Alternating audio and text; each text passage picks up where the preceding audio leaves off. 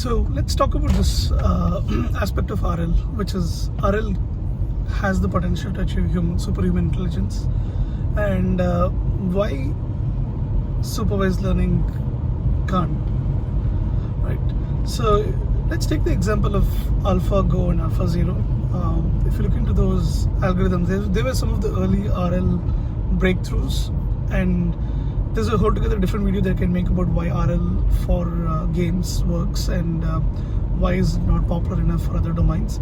But for now, let's stick to this game of chess. There is game of Go and there's Dota and other games. For each of these, RL has kind of significantly achieved breakthroughs in terms of being able to come up with superhuman performance, right? For example, AlphaGo, in the game of Go, we saw Lee Sedol, the world's best Go player, being beaten by an RL algorithm. So what makes RL superhuman? And this is a very interesting question, and the answer is pretty simple. So with supervised learning, what we're trying to do is basically imitate humans, and depends on who you're trying to imitate. For example, you could have imitation from experts that are really good at their task, they're really at the top of their game, literally in this case. So in this particular case, Go, I think you can have like people basically label moves that are good, and you can have supervised learning algorithms basically try to imitate those best humans who have labeled this data, right? And that's the part where we kind of lack. You're basically training an algorithm to try to think more like humans, and as a consequence of that, even in terms of the things that it learns, it's trying to learn the biases that humans have, and it could be even things that are some of the limitations of human intelligence, right? For example, our ability to remember a few things or few moves in mind and being able to play it out. Those are all the limitations of humans, but I think we try to somehow let these algorithms try to imitate best humans, and I think the problem lies there. So no matter what you do, you kind of are stuck to those same strategies that best humans employ, and there is no aspect of novelty that's being inherently programmed as part of this. So with RL, that's not the case. As with AlphaGo, there was this component where they bootstrapped a model that was basically learned from human data, and then they let the RL basically play against itself, and over time it just got better and playing this game by itself, right? So as an experiment, they also had this version called AlphaZero, which is basically the version where they didn't have any human labeled data at all. They started from scratch. Think of this as like a child that is starting to be asked to play a game of chess, and it is just being given rules of the games, and it has an opponent, a human opponent that it can play against infinite number of times, and over time it can basically be expected to learn from itself those games, right? And what the researchers found was AlphaZero was able to come up with like novel strategies which humans just didn't think about, right? So RL has this defining capability of just getting superhuman intelligence because of this aspect of self-play, where it's able to play against itself, and over time it just learns from those interactions. So AlphaZero, again, the way researchers identified what is novel about those moves, where they were able to look at the surprise factor, and there's a pretty cool evidence of how they come up with surprise factor.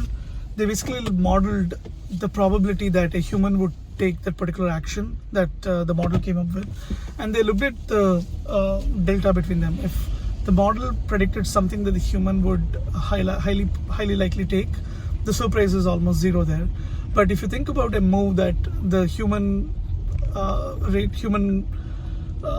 likelihood was like much lower, but your model took that as a high confidence move, then those are the things that you can clearly talk about it as those moves with highest surprise. And there were like some very interesting observations from there that the game designers were able to look at and say, wow, that's a novel move, that's an aha moment, that's something that I wouldn't do as a human. But then eventually the game that was played, RL eventually won, because those were the kind of moves that humans underestimated, but the RL thought is more promising.